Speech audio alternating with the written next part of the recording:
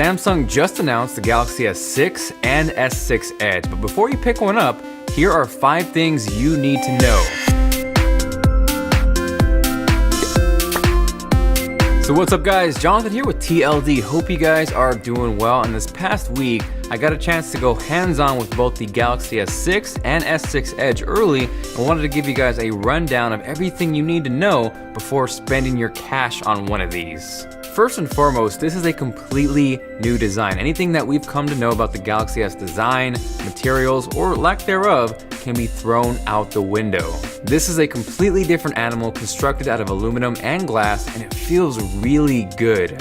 Now before I get any further, let's all address the elephant in the room because it is a big one. Immediate reaction when seeing the Galaxy S6 and S6 Edge for the first time is that it looks very familiar. It's like somehow the Galaxy S5 got knocked up by both the iPhone 4 and the iPhone 6, and out came the Galaxy S6 and its slightly different looking twin bro, the Galaxy S6 Edge. Surprisingly though, I didn't mind that at all. It's a little hard to portray through video, but in person, I really dug the looks of the phone and how it felt in my hand. And in terms of straight up feel, I would take that all day long over the iPhone 6. One-hand ability is on point, and Samsung bumped up the resolution on both the S6 and S6 Edge without increasing the screen size. They both feature a 5.1-inch Quad HD Super AMOLED display, and in non-fancy tech lingo, that's a resolution of 2560 by 1440, which is the next step above 1080p. So as a result, you're getting a crispier image in the same amount of real estate as the Galaxy S5, for example, and a total pixel density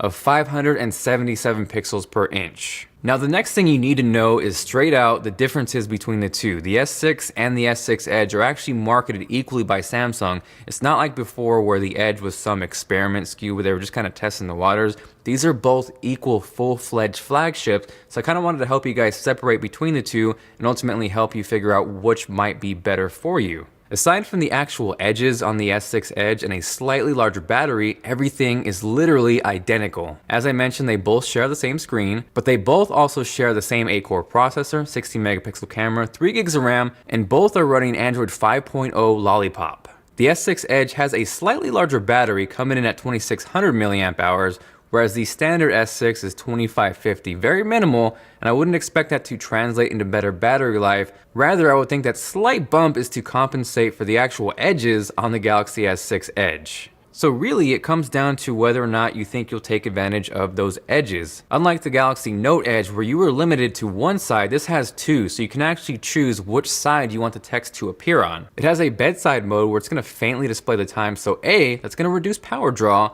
and B, it's not going to be overbearing and blind the crap out of your eyes when you're just waking up from pitch black. You can then tap to activate the Edge for full brightness and then to scroll through notifications. It's very similar to the Moto X active display, where you're able to see important information without wasting unnecessary power over extra pixels. What's really sweet though is that the Edge notifications can be color coordinated to your contacts. So if your phone is facing down, let's say your wife, husband, boyfriend, girlfriend, brother, or even mom or dad calls, it's going to pulse to whichever color you have them assigned to, and that can also be applied to text or even email. So if those sound appealing or useful to you, then the Edge might be the better choice. And for me, I actually just plain out preferred how the Edge felt in my hand versus the standard Galaxy S6. Now the next thing you need to know is because of the new premium design, that comes at a cost and you will be sacrificing and losing some things. Yes, past Galaxy S phones haven't had the most amazing build quality, but two things diehard Galaxy users loved were the modularity of being able to swap out batteries and also the freedom to expand storage via micro SD card. And these are both gone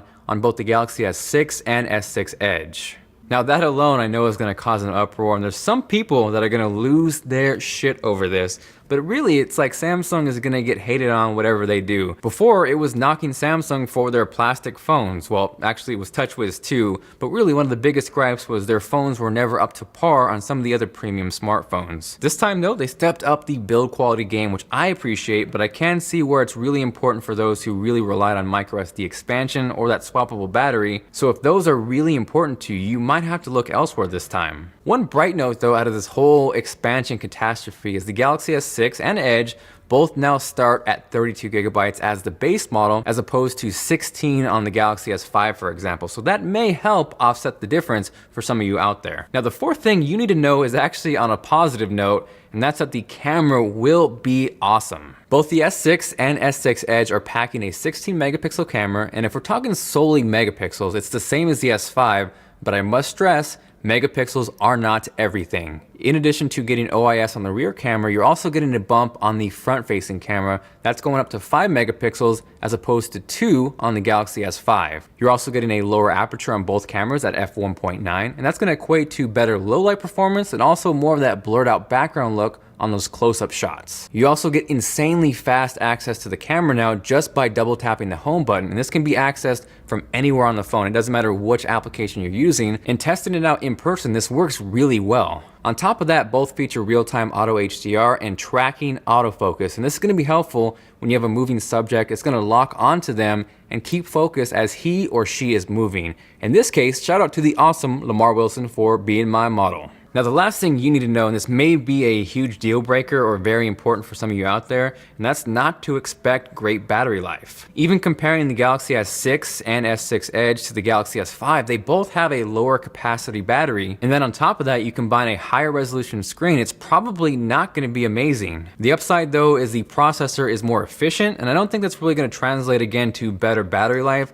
I think Samsung is really just shooting to get it on par with the Galaxy S5, which to me really isn't a win for the consumer. Like I've talked about before, I think one of the biggest bottlenecks in terms of smartphones specifically is battery life. It just really hasn't advanced like everything else in that field has. We're at this stage where every manufacturer wants thin. Let's see how thin we can make the phone, but I wouldn't mind a slightly thicker phone if I could get a Chuck Norris-like battery. Aside from that, both of these are still dealing with TouchWiz, although it's a little less TouchWizzy. I think we can all agree no TouchWiz would be the best route to take. I did, however, really like how they implemented multitasking. So if you're in your recent apps window, you can actually scroll through those, and then any open application with the multitasking icon can be used to start the multitasking. And then from there, once that is started, you can then scroll through your apps and figure out what is that second app that you want in your multitasking window. So that's really useful. If you enjoyed the video and you're feeling like being awesome, make sure to go crazy on that like button.